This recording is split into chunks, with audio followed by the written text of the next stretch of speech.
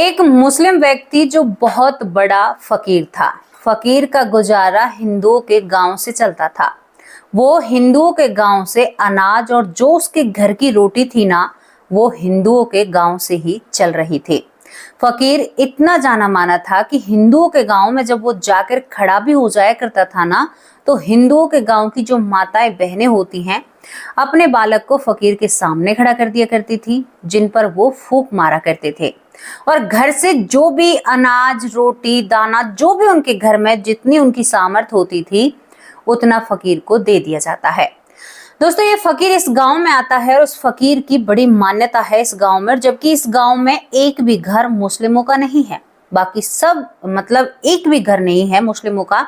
ये फकीर ही बाहर से आता है और यहाँ पर ये जो भी दान पुण्य है उस सभी को ले जाता है। इस फकीर के बारे में बताऊं, मजहब का कट्टर, बिल्कुल अपने मजहब को मानने वाला, अपनी किताब को 100% सत्य मानने वाला और किसी की भी बात पर यकीन नहीं करने वाला, अपने धर्म को सर्वोपरि मानता है।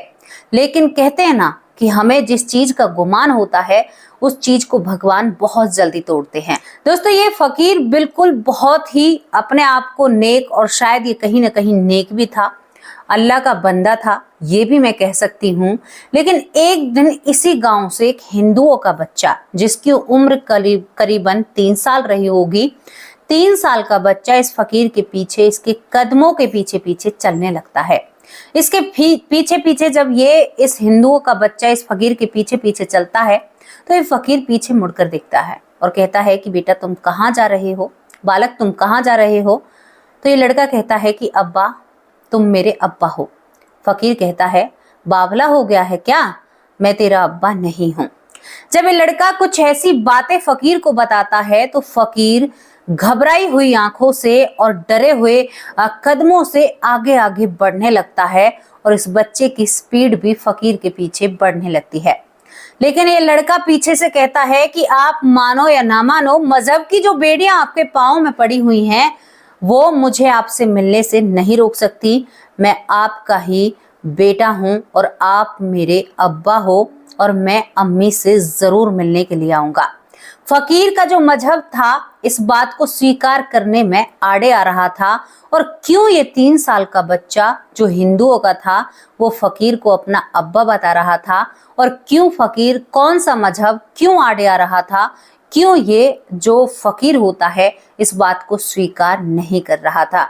दोस्तों, इस बात पर बहुत बहस होती है। फकीर को बहुत गुमान था अपनी किताबों पर, अपने कहते अपने धर्म पर, लेकिन जब कहते ना कि गुमान तो भगवान ने रावण का भी, यानी घमंड तो रावण का भी नहीं छोड़ा, तो फकीर क्या चीज है। दोस्तों, जब पूरी सच्चाई सभी के सामने आती है तो पैरों तले सबसे पहले फकीर के जमीन खिसकती है, जिस जमीन पर वो शायद पूरी जिंदगी से रहता आ रहा था। क्या ये किस्सा था? कौन था ये 3 साल का बालक? हिंदुओं का होते हुए क्यों एक मुस्लिम व्यक्ति को अब्बा कहकर बुला रहा था? पूरी जो बातें अगर आप लोगों के सामने आएंगी तो आज आपकी बड़ी रोचक घटना है और आज आपको सुनने में बड़ा मजा आने वाला है। क्यों मजा आने वाला है? क्योंकि मेरी वीडियो पर भी कभी कभी एक आधी कमेंट ऐसा आता है, लोग कहते हैं कि मुस्लिम धर्म में यानी मृत्यु के बाद कोई जीवन नहीं है। लोगों ने ये कहा है कमेंट के बाद। तो पहली बात मैं उन लोगों से कहना चाहती हूँ, भैया इतने आ रहे हो तो जीवन नहीं है तो फिर कहाँ से आ रहे हो? क्या कोई गोला है जो तुम्हें पैदा कर रहा है? दूसरी बात यहाँ पर मैं कहना चाहती हूँ, हमारे शास्त्रों में, और आप अपने ऊपर गर्व करोगे कि हम कहाँ और कौन सी जगह पर हैं और भगवान ने हमें किस लिए चुना है और हम कितने अच्छे धर्म में हैं। दोस्तों, सभी पंथ हैं, धर्म तो सिर्फ एक ही है पूरे विश्व में, सनातन धर्म, शायद जो बहुत कम रह गया है, लेकिन आज भी वो अपना वजूद, कहते हैं एक बूढ़ा पेड़ अपना वजूद लेकर खड़ा है। लेकिन क्या करे, आगे क्या होगा ये तो भगवान को ही मालूम है। चलिए रोचक सी घटना के साथ फकीर की जिंदगी को टटोलते हैं और यहाँ पर इस 3 साल के बच्चे हिंदू की जिंदगी को भी टटोलते हैं। क्या था ये माजरा और कौन सा था ऐसा राज जो सभी को हिलाकर रख देता है और शायद उन लोगों की सोच को भी बदलने की ताकत रखता है जो लोग कहते हैं ना कि भाई हम सेकुलर हैं, या जो लोग कहते हैं कि हम तो कुछ भी नहीं हैं, हम अपने आप में हैं, बहुत तरह के लोग हैं। तो उन सभी को बहुत अच्छा सीख और ज्ञान मिलने वाला है। तो चलिए भाई, और ये मेरी तरफ से नहीं है, ये बातें होती आ रही हैं और होती रहेंगी मेरे रहने ना रहने के भी बाद भी। और जो लोग कहते हैं कि ऐसा नहीं होता, उनके मुंह पर तो भैया करारा जवाब है। तमाचा तो नहीं कहूंगे, उन लोगों को बुरा लग जाएगा। आपको हमारे साथ लखनऊ चलना होगा और लखनऊ में एक बाजनगर गांव है, शायद आपने कभी सुना भी होगा। बाजनगर गांव में एक गुरु प्रसाद नाम का व्यक्ति रहता है। दोस्तों ये जाटव था। देखो बुरा मत मानना, जो है चीजें वो सामने रखनी पड़ती हैं, वरना आपको समझने में परेशानी होगी। इनकी एक पत्नी होती है विश्वना, विश्वना इनकी पत्नी होती है। और यहाँ पर बात हो रही है 1981 की, यानी 1981 में जो विश्वनाथ थी, गुरु प्रसाद की पत्नी, जाटव गुरु प्रसाद की पत्नी, वो गर्भवती होती है और उनके पेट में कोई बालक होता है, या लड़का है या लड़की ये तो नहीं पता। यहाँ पर ये गर्भवती होती हैं, 9 माह बीत जाते हैं और दोस्तों फरवरी में, यानी 1981 से भी यानी 80 में ये गर्भवती थी और फरवरी में 1981 में ये एक बच्चे को जन्म देती हैं। बच्चा लड़का था, लेकिन सीधी साइड को उस बच्चे का सीना करीबन 4 आंगल अंदर की तरफ धंसा हुआ था। ये बात माँ को खलती है। घर पर बच्चा होते थे पहले, कौन हॉस्पिटल जाता था? दाई घर पर बच्चे पैदा कर जाती थी। दोस्तों यहाँ पर ये मामला बहुत तगड़ा था। पहले हॉस्पिटल बहुत कम होते हैं, हॉस्पिटल की सेवाएं बहुत कम होती हैं, तो बच्चे घर पर ही पैदा होते हैं। माँ को चिंता हो जाती है, मेरे बेटे को तो कहीं दिखाओ, मुझे बेटा पैदा हुआ है और आप मेरे बेटे का ध्यान नहीं रख रहे हो। बच्चा पैदा होने के बाद ही तीसरे दिन यहाँ पर उस बच्चे को लेकर एक दूर के हॉस्पिटल में जाया जाता है। दोस्तों जब तांगे बुग्गी का समय चलता था, इस बच्चे को शहर में ले जाकर दिखाया जाता है। शहर में जब इस बच्चे को दिखाया जाता है तो डॉक्टर माँ बाप को दिलासा देते हैं कि भाई कोई दिक्कत नहीं। माँ तो गई नहीं थी, क्योंकि जच्चा बोलते हैं उस समय माँ को, और ज्यादा घर से बाहर नहीं निकालते हैं। डॉक्टर पिता से कहते हैं कि कोई दिक्कत की बात नहीं है, अब बच्चा रास्ते में भूखा रोए, क्योंकि 3 दिन का बालक तो बहुत जल्दी जल्दी खाना पीना मांगता है, भैया दूध पीता है, बहुत जल्दी जल्दी मांगता है। ये बच्चा पूरे रास्ते में रोता हुआ आता है, बहुत समय लग जाता है जाने और आने में। घर लाकर इस बच्चे को दूध पान कराया जाता है। इसके बाद इस बच्चे को धीरे धीरे बड़ा होने दिया जाता है। ये बच्चा धीरे धीरे बड़ा होता है। इस बच्चे का नाम यहाँ पर नरेश रखा जाता है, यानी नरेश जाटव। दोस्तों ये बच्चा नरेश नाम से बड़ा होने लगता है और जैसे ही ये बच्चा करीबन 1-1.5 साल का होता है तो अचंभित करने वाली बात करता है। ये बच्चा जब चारों तरफ देखता है इधर उधर और अकेले में ये नमाज पढ़ने की कोशिश करता है। ये बात अभी तक घर वालों को नहीं पता थी, लेकिन धीरे धीरे जब ये 2 साल का हो जाता है, अब घर में कोई नहीं रहता है, किसी कोने में जाता है। कोने में जाकर यहाँ पर काबा शरीफ की तरफ, इसको ये भी पता था कि इस दिशा में काबा शरीफ पड़ती है, उस दिशा में बैठकर ये यानी घुटनों के बल बैठता था और जिस तरह से नमाज पढ़ी जाती है उसी तरह से नमाज पढ़ता है। अब क्या था कि जो इसके साथ के बच्चे थे, यानी ये बाहर भी खेलता था, जो इसके साथ के बच्चे थे वो इस बात को मजाक समझते थे। अब कई बच्चे इसी की तरह नमाज पढ़ने लगते हैं। बड़ी अच्छी तरह से वजू करना या इस तरह से काम करना घर वालों को पता नहीं था। जब वो बच्चे अपने अपने घर जाकर, अब ये तो छुपके करता था, यानी जो नरेश होता है ये छुपके ये काम कर रहा था, लेकिन और जो बच्चे होते हैं भैया वो बच्चे क्यों छुपेंगे, वो तो सबके सामने, अपने घर वालों के सामने घुटनों पर बैठकर, और उन्हें कुछ आता तो था नहीं। अब घर वाले कहते हैं कि हमारे गांव में तो कोई मस्जिद नहीं है, कोई ऐसा काम नहीं है। एक पिता अपने बेटे को डांटता है, क्या कर रहे हो तुम, कहाँ से सीख कर आए हो?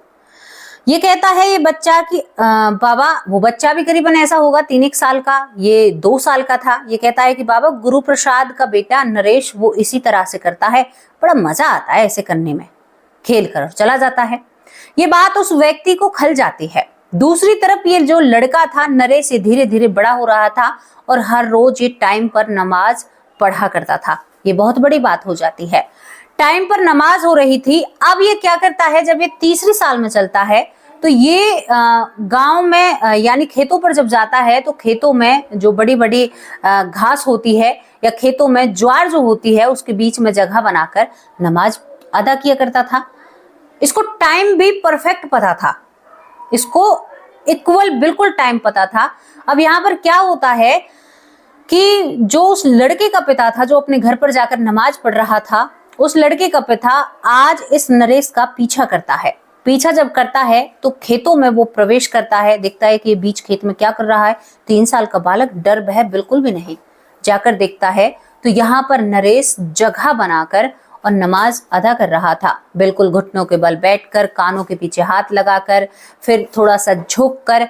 उसने पूरी चीजें देखी, वो हैरान रह गया, क्योंकि ये व्यक्ति कभी कभी जो मस्जिद होती है उसमें से जो आजान होती है या नमाज जो होती है तो हल्के फुल्के शब्द, लेकिन इस व्यक्ति ने जब उस नरेश के मुंह से सुना, एक एक चीज को वो सही बोल रहा था, जबकि पूरे गांव में कोई भी मस्जिद नहीं थी, कोई भी मुस्लिम व्यक्ति नहीं था। ये सब कुछ कहां से आ रहा था?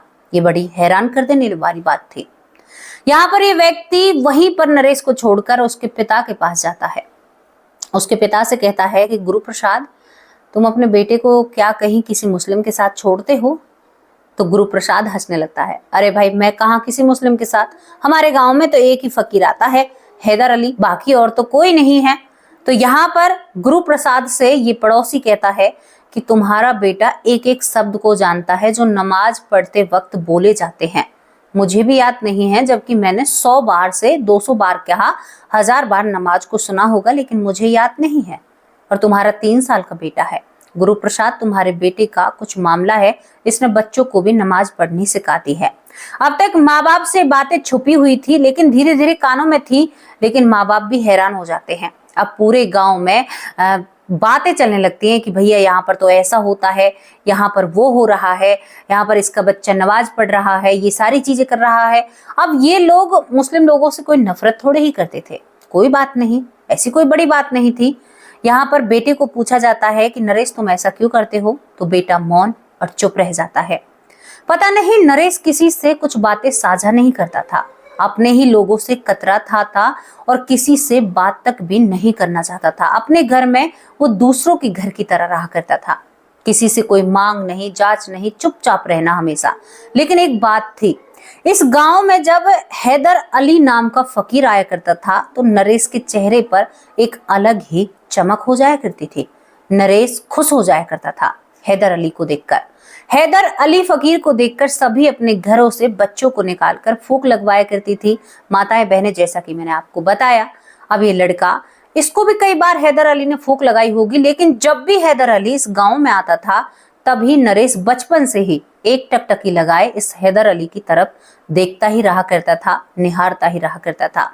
इस बात को देखकर सभी लोग यहाँ पर, अब माँ बाप की देखो एक चीज है, हमारा बच्चा नमाज पढ़ रहा है तो हमारा ध्यान बच्चे की तरफ ज्यादा जाएगा, तो यही बात थी।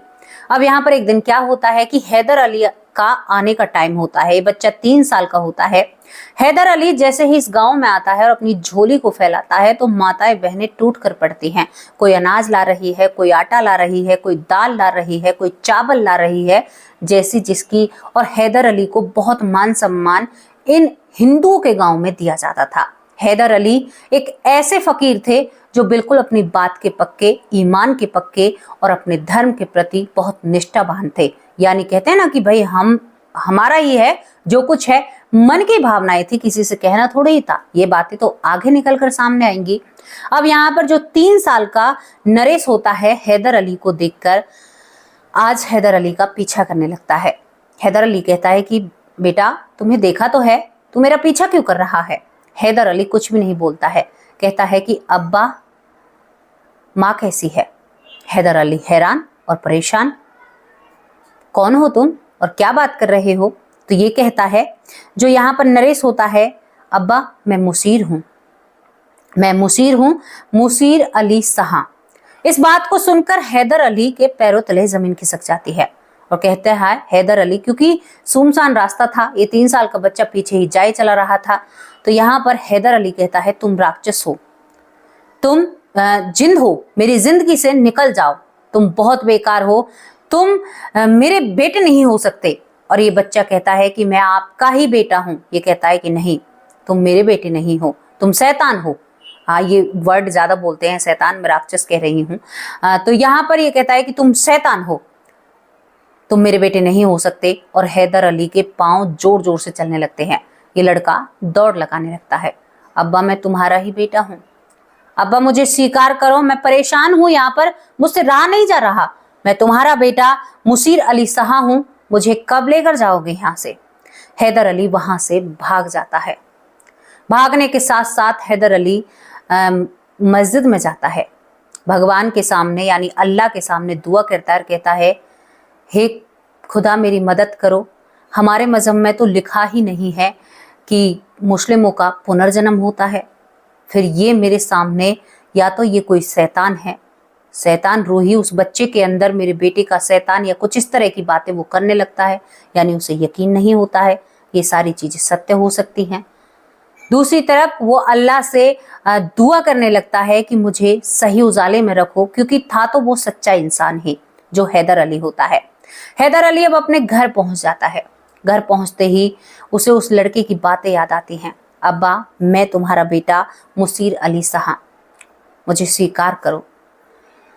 हैदर अली बार बार आसमान की तरफ देखकर, या अल्लाह मेरी मदद कर, मैं कहाँ जा रहा हूँ, कहाँ खो रहा हूँ, मेरी कुछ समझ में नहीं आ रहा है।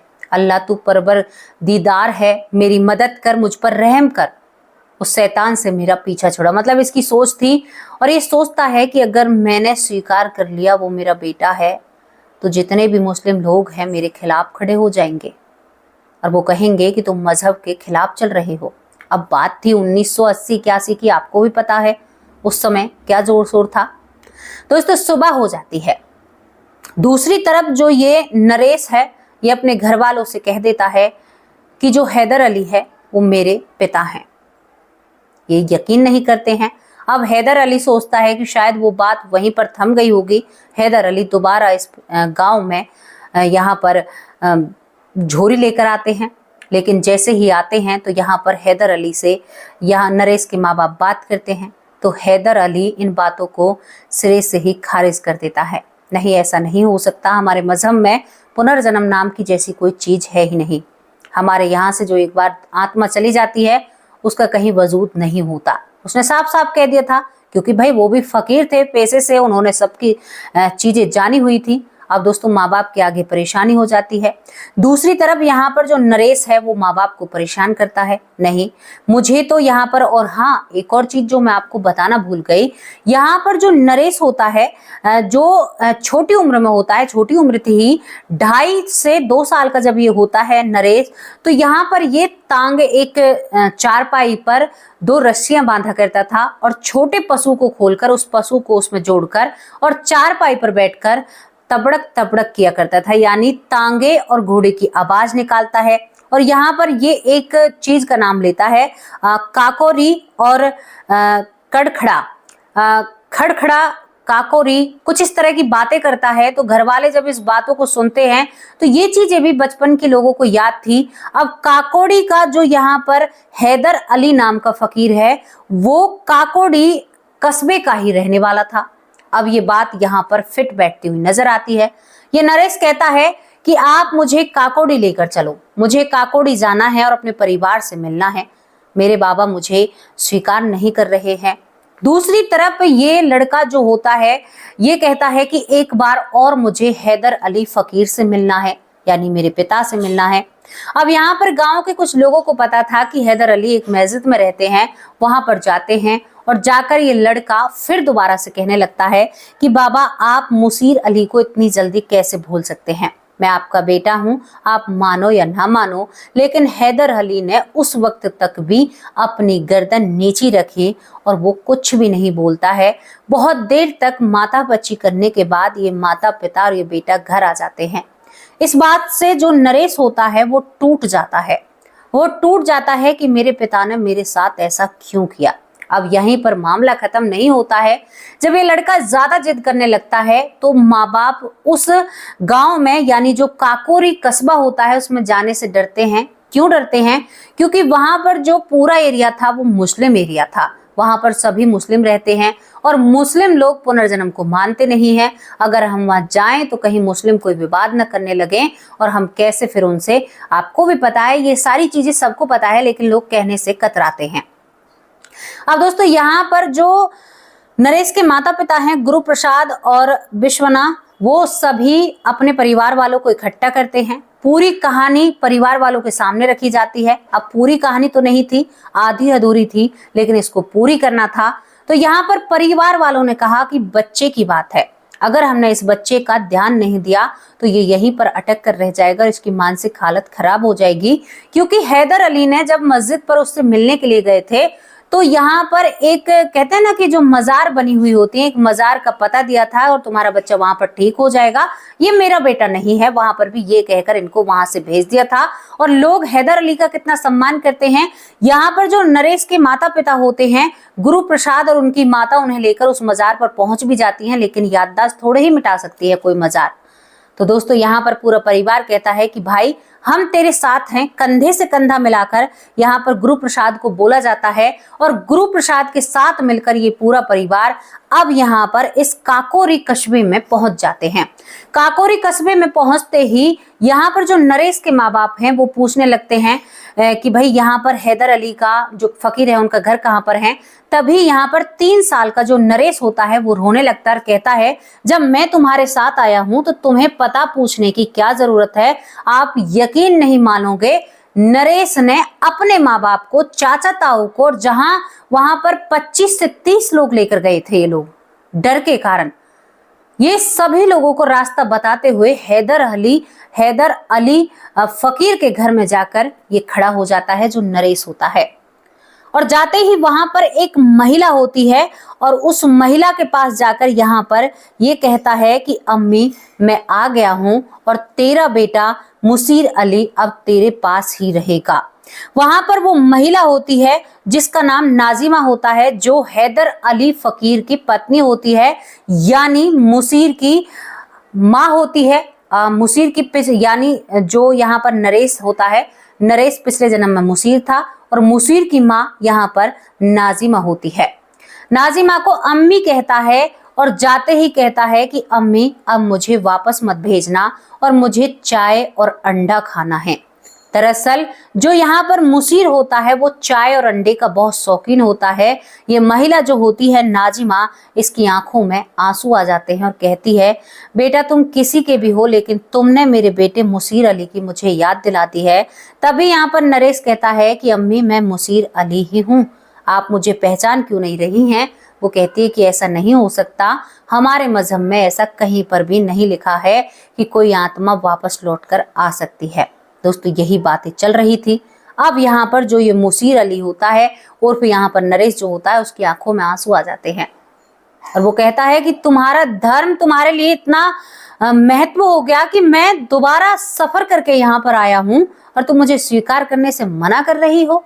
अम्मी मैं तुम्हारा बेटा मुसीर अली हूँ, अब्बा ने नहीं माना, तुम भी मानो या ना मानो, लेकिन मुझे मेरे भाई से तो मिला दो, जो यहाँ पर मेरा भाई है नसीम, यानी इसके छोटे भाई का नाम नसीम था। वो कहती है कि वो तो सो रहा है और इसने नसीम को जगाते हुए उसे गले लगाया। अब यहाँ पर कहीं ना कहीं इस महिला को भी लगने लगा कि ये हमारे इस बच्चे का नाम कैसे जानता है। अब यहाँ पर जो नाजिमा होती है, इसकी माँ नरेश उर्फ यहाँ पर जो मुसीर अली है, इसकी जो माँ होती है, वो कहती है कि अच्छा तू हमारा बेटा है तो एक बात बता, तुम्हारे कितने बहन भाई थे। यहाँ पर ये कहता है, जिसका नाम मुसीर उर्फ नरेश होता है, ये कहता है कि मेरे यहाँ पर 3 भाई और 6 बहनें थे। ये सुनकर वो महिला चौंक जाती है, आंखें बड़ी बड़ी होने लगती हैं। क्या कह रहा है?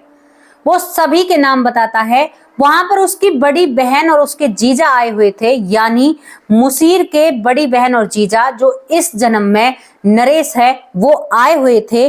तो यहाँ पर इससे पूछा जाता है कि ये कौन है। झट से बता देता है कि ये मेरी बहन है और ये मेरे जीजा हैं। अब आप सोचिए, यहाँ पर लोगों की भीड़ जमा होने लगती है। इतने सारे लोग यहाँ पर नरेश लेकर आया था, ऊपर से गांव के लोग इकट्ठा होने लगते हैं। तभी यहाँ पर दोस्तों इसकी माँ एक और टेस्ट लेती है। कहती है कि अच्छा तू मेरा मुसीर है तो ये बता, ये जो सामने उसी की उम्र की जितनी एक लड़की खड़ी हुई थी जिसका नाम साजिया था, वो कहती है माँ कि तू मेरा मुसीर है तो बता नरेश, ये लड़की कौन है, कहाँ से आई है। झट से नरेश कहता है कि अम्मी जब मेरी मृत्यु हुई थी उस समय ये आपके पेट में थी और ये मेरी बहन है। कमाल की बात है, हैरान कर देने वाली बात है। लेकिन ये कहता है कि अम्मी मुझे इसका नाम मालूम नहीं है, लेकिन ये है मेरी बहन ही, ये उस समय जन्मी थी। यानी उसके बाद ये कहता है, अब यहाँ पर माँ हैरान और परेशान। इसके बाद माँ ये खड़ा रहता है, तभी नरेश कहता है कि हमारे घर में 5 नीम के पेड़ थे, वो कहाँ गए। दरअसल वो पेड़ इसके बाद मरने के बाद कटवा दिए थे। अब इसके बाद घर में बक्से रखे हुए थे, तो उस घर में करीबन 4 से 6 बक्से थे। तो यहाँ पर तीसरे नंबर के बक्से की चाबी ये मांगने लगता है। तभी इसकी अम्मी जो नाजिमा होती है वो कहती है कि इस बक्से की चाबी को तू क्या करेगा और इसमें क्या है, इस बक्से को तभी खोला जाएगा। वो कहता है कि अम्मी इसमें मेरी टोपी है और टोपी में 3 रुपए रखे हुए हैं। ये सुनकर अम्मी और भी हैरान। जब उस बक्से को खोला जाता है, क्योंकि ये बक्सा यहाँ पर इस मुसीर अली का था और उसकी याद में इस बक्से को खोला नहीं गया था दोस्तों, उसकी मृत्यु के बाद इस बक्से को अभी खोला गया है और सच में ही इस बक्से में टोपी और 3 रुपए रखे थे। अब वहां पर भीड़ जमा थी।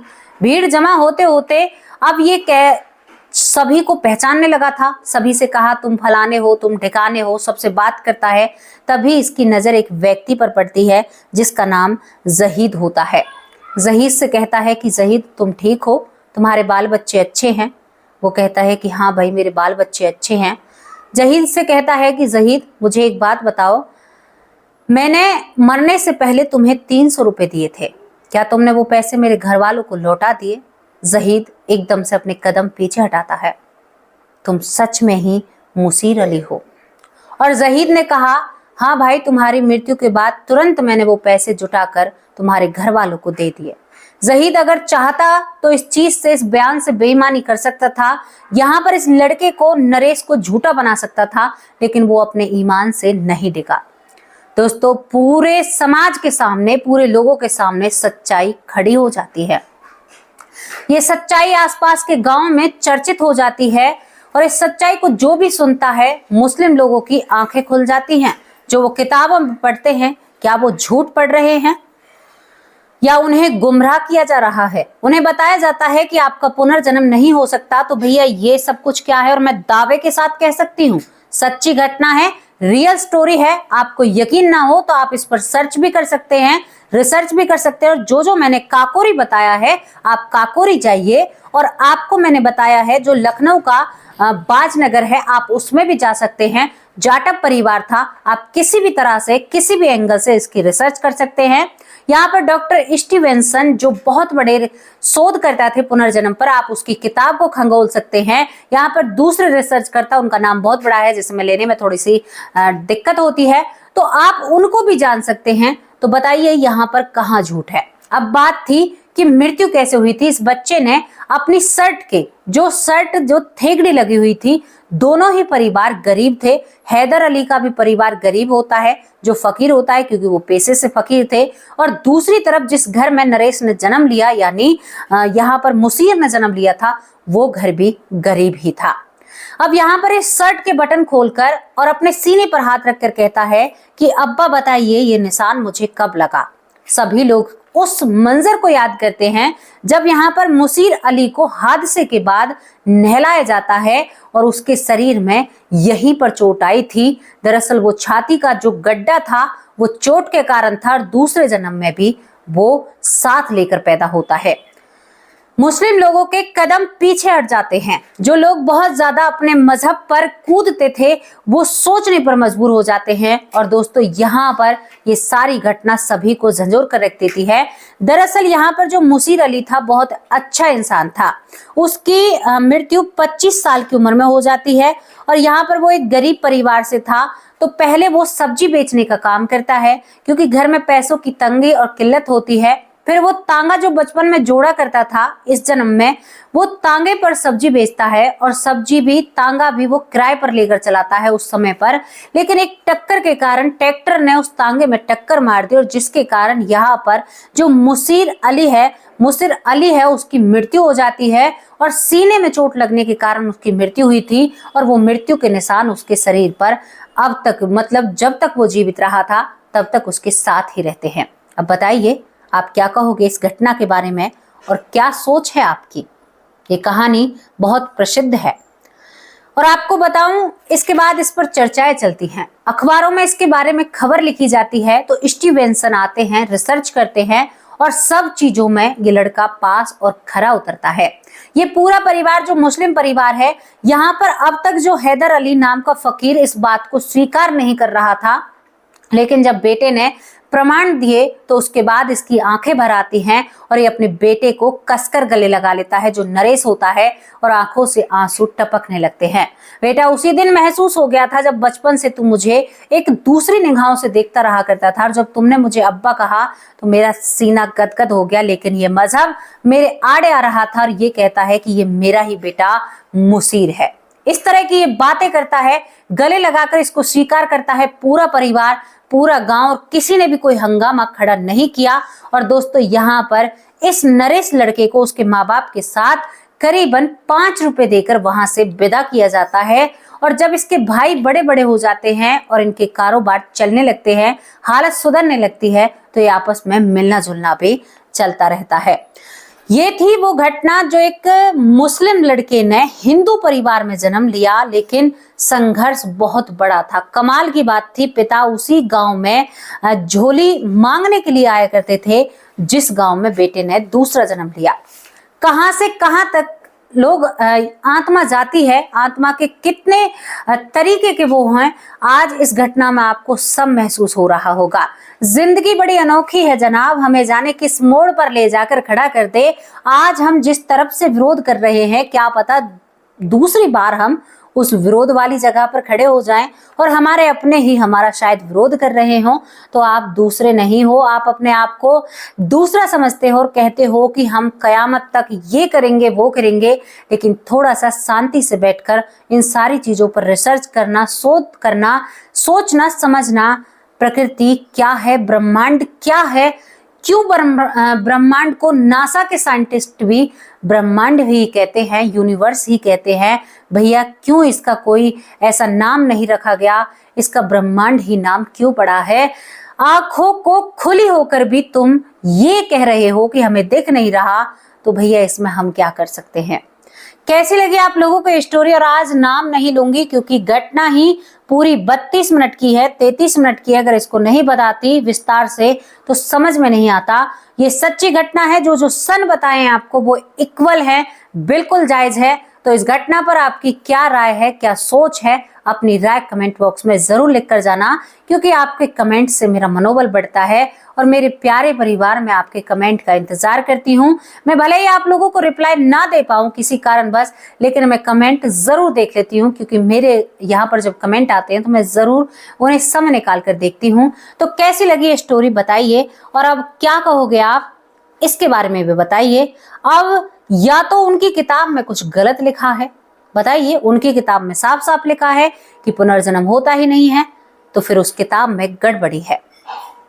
सच कह रही हूं मैं, क्योंकि मैंने कई केस ऐसे डाले हैं। और आप इस घटना को ज्यादा से ज्यादा, अगर आपका कोई मुस्लिम दोस्त है तो शेयर करना, साझा करना। अगर कोई लखनऊ का है तो भैया वहां पर अपने आप ये घटना पहुंच जाएगी और आप लोग कह देंगे कि हाँ ये सच्ची घटना है। क्योंकि मेरे पास ऐसे भी कमेंट आते हैं, लोग कहते हैं कि दीदी आपने सच्ची घटना बताई है, क्योंकि हम सच के साथ रहते हैं, झूठ से हमारा कोई लेना देना नहीं है भैया। और सच के साथ रहोगे तो जिंदगी में आगे बहुत कुछ सच सच होगा और आपकी जिंदगी खूबसूरत रहेगी। भगवान से प्रार्थना करती हूँ, आज बहुत यानी दीप दिवाली है, देव दिवाली, दीप दिवाली। आप सभी को ढेर सारी शुभकामनाएं। भगवान आपको खुश रखे, सुखी रखे। थोड़ा सा मुझे बुखार है तो थोड़ी सी जबान दवाइयों के कहा, बुखार की दवाइयां जब ली है थोड़ी सी कमजोरी और वीकनेस और गर्मी और घबराहट लगती है, तो इसी वजह से थोड़े से शब्द इधर उधर हो रहे हैं आज की घटनाओं में। क्योंकि दोपहर वाली में भी यही हुआ था, अब वाली में भी यही हुआ है, क्योंकि हम श्री गोवर्धन महाराज की परिक्रमा के लिए गए थे। यकीन नहीं आएगा आपको, पूरी परिक्रमा नहीं कर पाए हम काम के चलते भी, और वहां पर हम बहुत ज्यादा थक चुके थे। सही बताएं आपको, 4 कोस की परिक्रमा ही पूरी कर आए हैं। तो आपको भी समय मिले तो जरूर गोवर्धन जाइए, क्योंकि भगवान की एक असीम कृपा है। और वहां पर एक मंदिर है जिसे यहाँ पर इंद्र मंदिर बोला जाता है। अगर आप उस पर जाओगे, मैं छोटी सी शॉर्ट वीडियो डालूंगी, उसे देखना। बड़ा खूबसूरत मंदिर है, सच में ही मेरा तो मन करता है वहीं पर रह लूं। कैसी लगी स्टोरी? अब आप लोगों से विदा लेती हूँ। अपनी राय कमेंट बॉक्स में जरूर लिख कर जाना। नमस्कार, जय हिंद, जय